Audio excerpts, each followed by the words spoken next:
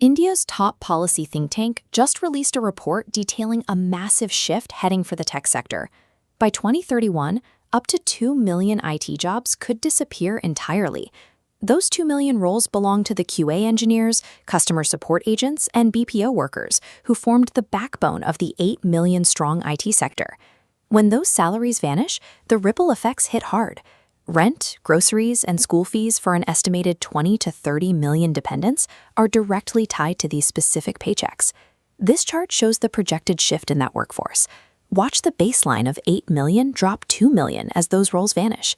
But right next to that drop, the same report projects a surge that adds 4 million brand new roles over the exact same timeline, pushing the total to 10 million.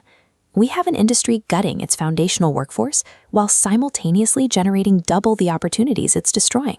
To understand that contradiction, we have to look at exactly what these new tools are doing. Inside modern tech companies right now, hiring is quietly grinding to a halt. There are no major press releases, but the entry-level freezes are very real. Artificial intelligence is already delivering a 10 to 20% productivity boost on complex software builds. For simpler tasks, like putting together an internal company tool, that efficiency jump hits 60%. Look at a standard timeline. A project block that historically required a full team working for 2 straight months shrinks down to a few weeks, completed by a fraction of the original staff. The same squeeze is happening in customer service. First-line support tickets, things like password resets and VPN troubleshooting, are caught and resolved by AI chatbots before a human agent ever gets a notification. The repetitive tasks that built the tech middle class are being dismantled. The projection of 2 million lost jobs is not a future theory. It is happening today. But let's look at the other side of the ledger. For years, premium customer support roles were kept strictly onshore in the US and the UK. The barrier wasn't technical skill. Companies kept those jobs local because of accent biases. This diagram illustrates a new technology breaking that barrier: real-time accent neutralization software. Indian tech firms are actively plugging this filter into their systems. As an agent speaks, the software instantaneously modifies the audio mid-conversation to match the regional expectations of the caller. Western companies are reacting to this software by migrating thousands of highly protected onshore jobs directly to Indian offshore centers, flipping a long-standing weakness into a primary reason to hire.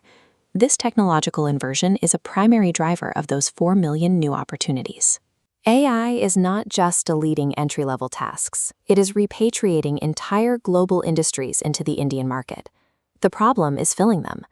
Out of the millions of new positions opening up, only 1 out of every 2 applicants currently has the practical AI skills required to do the work. Part of this deficit comes down to infrastructure. Unlike many advanced nations, India still lacks mandatory computer science education across its broader school system. These tools update every single week, moving so fast that a decade of legacy tech experience becomes completely obsolete. We can see how this plays out by looking at IBM. In 2023, they intentionally paused their entry-level hiring, operating on the assumption that AI could just handle the junior workload indefinitely. By early 2026, they had to aggressively pivot. They ended up tripling their entry-level hiring because they realized that cutting juniors today completely destroyed their mid-level talent pipeline for tomorrow. The corporate standard for a valuable employee has shifted. Adaptability and the raw speed at which someone can learn a new interface are now prized far above a long resume of rigid legacy experience. To understand the actual risk here, we have to zoom out. Despite the massive cultural footprint of the IT sector, it only makes up 12% of India's total economy. This chart reveals the reality of the situation. The remaining 88%, sectors like pharmaceuticals, agriculture, and the massive informal economy, are largely untouched by this specific wave of digital disruption. And when we look at the slice that is affected, we have to remember that this cycle of technological panic is not new. During Britain's first major wave of computerization, labor unions staged massive protests, carrying signs and striking over the massive redundancies they were certain would follow. But as Infosys founder N.R. Narayana Murthy points out, the opposite happened. As the technology integrated into the system, roles in the banking sector actually multiplied by a factor of 40 to 50. AI poses no risk to the national economy, but it presents a hard ceiling for the individual engineers who refuse to adapt their craft. The government is slowly rolling out AI talent visas and investing in new GPU infrastructure. But public policy moves at a glacial pace, and it will not save an individual's job today. Survival now requires a very specific ability. It is no longer about having all the answers memorized. It is about knowing how to clearly articulate a complex problem and ask the machine the right questions. Everyone in this workforce is currently facing a stark binary choice. You are either going to be a casualty of the 2 million roles fading into obsolescence, or you will step into one of the 4 million new ones. Crossing that gap doesn't require years of formal retraining.